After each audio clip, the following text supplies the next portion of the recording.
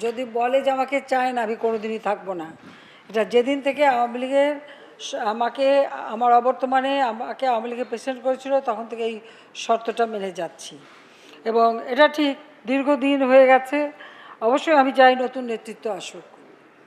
তো নেতৃত্ব কাউন্সিলররা সাধারণত ঠিক করে, নির্বাচিত করে, এবং কাউন্সিলরদের সিদ্ধান্তটাই চরম সিদ্ধান্ত। আর আমার তো আসলে সময় হয়ে গেছে। আমার যেটা লক্ষ্য ছিল, জাতির পিতা বাংলাদেশ স্বাধীন করে একটা যুদ্ধবিধ্বস্ত দেশ গড়ে বাংলাদেশকে আর্থসামাজিক উন্নয়নের ক্ষেত্রে অগ্রগতি করে স্বল্পোন্নত দেশের মর্যাদা অর্জন করে দিয়ে যান। স্বল্পোন্নত দেশের মর্যাদা কিন্তু জাতিসংঘই স্বীকৃতি দিয়েছিল। এরপর এই দেশে কি ঘটেছে?